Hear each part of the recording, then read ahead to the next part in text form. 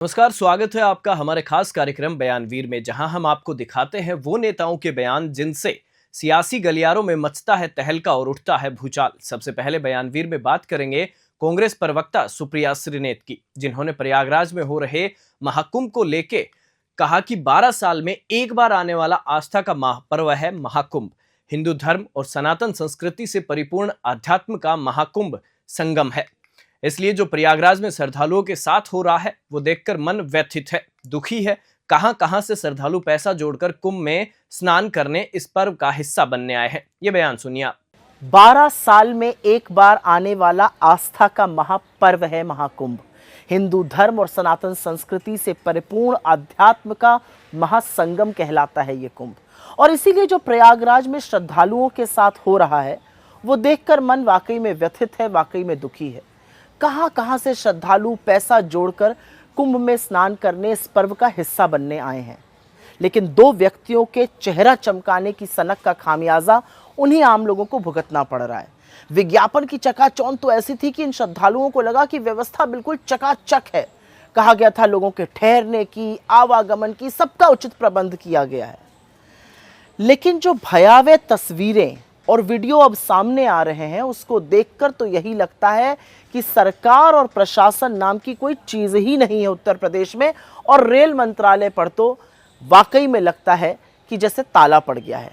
एक नहीं, ऐसे हजारों वाकये सामने आए हैं जहां पर मीलों लंबे जाम में लोग फंसे हुए हैं। 15-20 घंटे से बसों में और गाड़ियों में बैठने को मजबूर हैं। ना उनके पास कुछ खाने को है, ना पीने का पानी है। वो धूप से और भूख से त्रस्त हैं, बदहाल हो चुके हैं। रेल मंत्री को तो खैर रील बनाने से ही फुर्सत नहीं है, और इसीलिए रेल मंत्रालय का यह हाल है कि प्रयागराज आने जाने के लिए ढंग की ट्रेन तक नहीं चल पा रही हैं। ट्रेनों की यह हालत देखकर वाकई में घबराहट हो रही है। आज सुबह एक वीडियो देखा, एक के ऊपर एक लदे हुए लोग, सिर्फ इस आशा में कि शायद वो उस फला ट्रेन से घर पहुंच जाएंगे। एक और वीडियो देखा, एसी कोच की खिड़की पर लगा शीशा टूट गया, उनके ऊपर गिर गया। सोचिए अगर वहां पर आप या आपके परिवार का कोई सदस्य मौजूद होता तो आप पर क्या बीतती। सरकार तो जैसे लुप्त ही हो गई है, पुलिस प्रशासन लापता है, लोगों को उनके हाल पर छोड़ दिया गया है। लोगों को अव्यवस्था से और कुप्रबंधन से जूझने के लिए वाकई में मजबूर किया जा रहा है। उत्तर प्रदेश में विश्व का सबसे वृहद लोगों का महासंगम होने का दावा ब्रांडिंग के लिए तो खूब किया गया, लेकिन व्यवस्था के नाम पर ढेले भर का काम नहीं हुआ।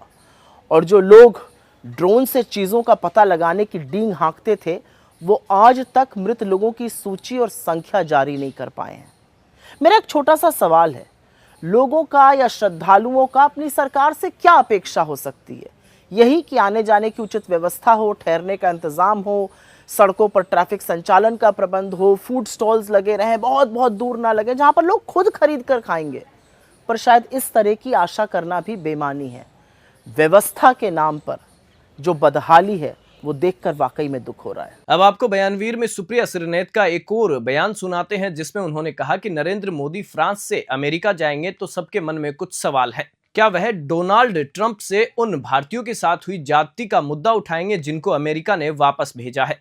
ये बयान सुनिए आप। फ्रांस के बाद नरेंद्र मोदी जी अब अमेरिका जाने वाले हैं, और इसलिए इस देश के मन में बहुत सारे सवाल हैं। सबसे पहला सवाल तो यही है कि क्या नरेंद्र मोदी अमेरिकी राष्ट्रपति डोनाल्ड ट्रंप से जो हमारे लोगों के साथ बदसलूकी और ज्यादती हुई, जिन भारतीयों को अमेरिका ने वापस भेजा, उस मुद्दे को उठा पाएंगे या नहीं उठा पाएंगे? क्योंकि अपने ही देश के लोगों के हाथों में हथकड़ी और पैरों में जंजीरें देखकर यह देश आहत है। क्या यह देश उम्मीद कर सकता है अपने प्रधानमंत्री से कि उनके अपमान का मुद्दा उठाया जाएगा? क्योंकि जो तथ्य सामने आ रहे हैं वो बहुत चिंताजनक है। रिपोर्ट्स के मुताबिक जिन 104 लोगों को पहले राउंड में अमेरिका ने वापस भारत भेजा, उनकी एक सूची, एक list government of India, Bharat सरकार से साझा की गई थी। पुष्टि के बाद, उनके भारतीय होने की पुष्टि के बाद ही उनको यहां पर भेजा गया। अब चिंता की बात यह है कि उनके भेजने से कुछ दिन पहले हमारे विदेश मंत्री जयशंकर अमेरिका के विदेश मंत्री, जो सेक्रेटरी ऑफ स्टेट होते हैं वहां पर, मार्को रूबियो से मिले थे। क्या उन्होंने इस मुद्दे को उठाया था? क्या वो प्रोटोकॉल जानते थे कि लोगों को कैसे डिपोर्ट किया जाता है? क्या वो जानते थे कि हथकड़ियां और जंजीरें बांधकर भेजा जाता है, महिलाओं तक को नहीं बख्शा जाता है? क्या उन्होंने विरोध जताया? ये जानते हुए उन्होंने विरोध क्यों नहीं जताया? क्या उन्होंने ये पेशकश भी करी कि चलिए गलत तरीके से ही आ गए, लेकिन है तो ये भारतीय, तो हम इनको अपना विमान भेजकर बुला लेंगे। क्योंकि चिंता की बात यह है कि अभी 483 लोगों की एक और लिस्ट तैयार हुई है, 483 लोग और शिनाख्त हुए हैं जिनको अमेरिका भारत भेजेगा।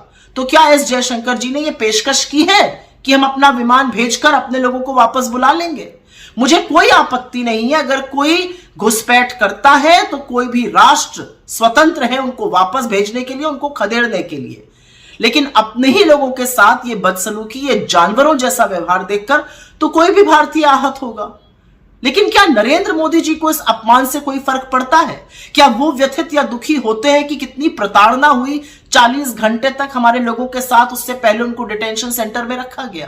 क्या वो इस साहस जुटा पाएंगे कि डोनाल्ड ट्रंप के सामने इस मुद्दे को, इस अपमान को, इस प्रताड़ना को मुस्तैदी से उठाएं? देश तो यही जानना चाहता है। बयानवीर में फिलहाल इतना ही। आप देखते रहिए न्यूज़ 21।